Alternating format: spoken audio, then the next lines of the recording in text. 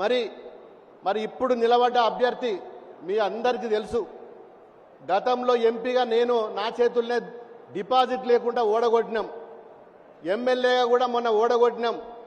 గతంలో కూడా చాలా పర్యాయాలు కూడా మరి ఎప్పుడు కూడా గెలిచిన దాఖలాలు లేవు. మరి మొన్న గెలిచిండు బై ఎలక్షన్ల రకరకాల వాగ్దానాలు ఇచ్చిండు. ఇక అదంతా కూడా భవిష్యత్తు మీకు తెలుసు.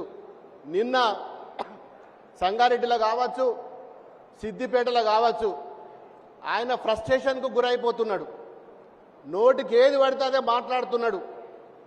మంత్రి గారిని కూడా నోరు జారుతున్నాడు, ముఖ్యమంత్రి మీద నోరు జారుతున్నాడు. ఇక నన్ను అయితే పచ్చి బూతులు తిడుతున్నాడు. బిడ్డ నాకు కూడా మాటలు వస్తాయి, నేను కూడా పోటీ పెట్టుకుంటా, నాకు కూడా డాక్టరేట్ కూడా వస్తుంది తిట్టుట్లా.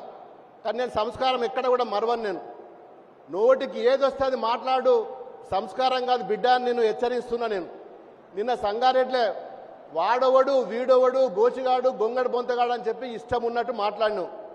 నేను ల్యాండ్ కబ్జాలు చేస్తున్నానట,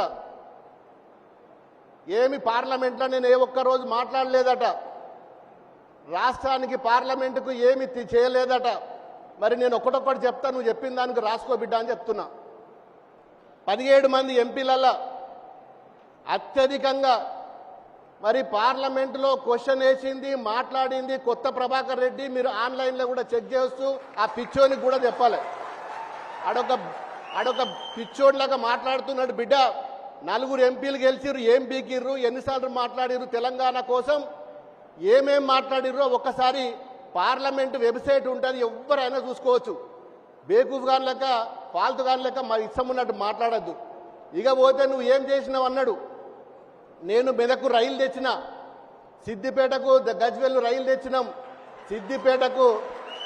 సిద్దిపేట హరీష్ అన్న డైరెక్షన్లో కేవీ స్కూల్ కూడా తెచ్చుకున్నాం, నేషనల్ హైవే తెచ్చుకున్నాం, ఎల్కతుర్తి ఎల్లారెడ్డిపేట మన ఇక్కడికి వెళ్ళిపోయే ఎల్కతుర్తి రోడ్డు సిద్దిపేట రోడ్డు కూడా మేం తెచ్చినాం బిడ్డ రాసి పెట్టుకో. నర్సాపూర్ బాలనగర్ హైవే మేం తెచ్చినాం బిడ్డ రాసి పెట్టుకో. సంగారెడ్డిలో కొండాపూర్లో ఫ్లైఓవర్ వేయించిన, యాక్సిడెంట్లు అయితే చచ్చిపోతే ఫస్ట్ ఫ్లైఓవర్ వేయించిన బిడ్డ రాసి పెట్టుకో. ఇక బోయిన్పల్లి నుంచి రామాయంపేట వరకు 4 ఫ్లైఓవర్లు కట్టిపించిన, తూఫ్రాన్ కాడ రింగ్ రోడ్డు మీద ఫ్లైఓవర్ కట్టిపించిన బిడ్డ రాసి పెట్టుకో. చేగుంటల ఫ్లైఓవర్ కట్టిపించిన బిడ్డ రాసి పెట్టుకో. అది నువ్వు పోయి ఫోటోలు దిగి నేను ఇప్పించిన అని చెప్పి చెప్పుకున్నావు బిడ్డ. నువ్వు ఎమ్మెల్యే కాకముందే నేను ఫ్లైఓవర్ వేయించిన. జప్తి శివనూరు కాడ ఫ్లైఓవర్ కన్స్ట్రక్షన్ అవుతుంది బిడ్డ రాసి పెట్టుకో. ఇలా చేగుంటకి వెళ్ళి మెదక్ పోయేటప్పుడు కూడా పోలీస్ స్టేషన్ ముంగట మొన్న నేను ఎమ్మెల్యే గెలిచినాక కూడా మంత్రి దగ్గరికి పోయి శాంక్షన్ చేయించిన బిడ్డ, అది కూడా రాసి పెట్టుకో. ఫ్లైఓవర్ కట్టిస్తాను నేను త్వరలోనే. ఇక పోతే రైల్వే అండర్ పాసులు 18 రైల్వే అండర్ పాసులు లెక్కతో సహా చూపిస్తా. పార్లమెంటు వెబ్సైట్లో కూడా నేను ఎక్కడెక్కడ ఇప్పించినా అవి కూడా చూసుకోవచ్చు. 18 రైల్వే అండర్ పాసులు కట్టించిన. ఇవాళ మెదక్ పోయిన రైలును మరి బయా సంగారెడ్డి జోగిపేట మీదుగా మరి ఈదుల నాగులపల్లి పటంచెరు రైల్వే స్టేషన్ వరకు కూడా మొన్న బడ్జెట్లో పెట్టి 1700 కోట్ల రూపాయలు శాంక్షన్ చేపించిన. అది ఎవరి పేరు మీద శాంక్షన్ అయిందో కూడా చూసుకో బిడ్డ అంటున్నా. మరి నీ బీజేపీ వాడు ఏం బీకిండు, నీ బీజేపీ ఎంపీలు ఏం బీకిర్రో ఒక్కసారి చూసుకో. చదువుకున్నాడు కదా, మరి చదువుకున్నాను కంటే శాఖలు ఉన్నాయమంటారు. బేకూఫ్ గారు నీకు తెలియకపోతే నేను లాయర్ని అంటావు కదా, తెలుసుకో బిడ్డ. వెబ్సైట్లు అన్నీ ఉంటాయి, కొట్టి చూసుకో. ఇందులో ఏమన్నా మిస్టేక్స్ ఉంటే నేను జవాబు చెప్తా దానికి. ఇక పోతే అవినీతి గురించి మాట్లాడినావు. నా జీవితంలో ఎక్కడ చేయి జాపలేదు, ఎక్కడ నయా పైసా గజం కూడా ఇవ్వండి ఆక్రమించుకోలేదు. అది నా జీవిత లక్ష్యం. నేను ఎక్కడ కూడా తెలంగాణలో ఎక్కడన్నా కబ్జా పెట్టినట్టు కానీ, ఎవరన్నా 5 రూపాయలు కట్టినట్టు 5 రూపాయలు అడిగినట్టు కానీ, ఏదన్నా గవర్నమెంట్ పనిచేసినట్టు కానీ, గవర్నమెంట్ కాంట్రాక్ట్ చేసినట్టు కానీ, ఏదన్నా ఫేవర్గా చేసుకున్నట్టు కానీ ఒక్కటి నిరూపిస్తే నువ్వు ఏ శిక్ష చేసినా కానీ నేను దానికి సిద్ధంగా ఉన్నా అని చెప్పి దుబ్బాక వేదిక ద్వారా నేను ఈ పిచ్చోనికి నేను సవాల్ చేస్తున్నా. ఇక పోతే ఇంకోడు కాంగ్రెస్ వాడు మాట్లాడతాడు, అదేదో టీవీలో వచ్చిందట 7 ఎకరాలు బిడ్డ ఒళ్ళు దగ్గర పెట్టుకొని మాట్లాడు. మొన్ననే నేను డిపాజిట్ లేకుండా ఓడగొట్టిన, ఇప్పటికైనా జాగ్రత్తగా మెదులుకో.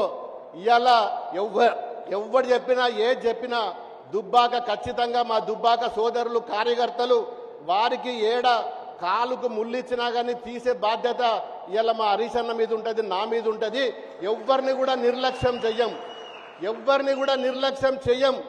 అవసరం అనుకుంటే రాజకీయాలకి వెళ్ళి పదవి నుంచి రాజీనామా చేసిపోతాం తప్ప ఎక్కడ కూడా తప్పు చేసే అవసరం మాకు లేదు, చెయ్యం కూడా.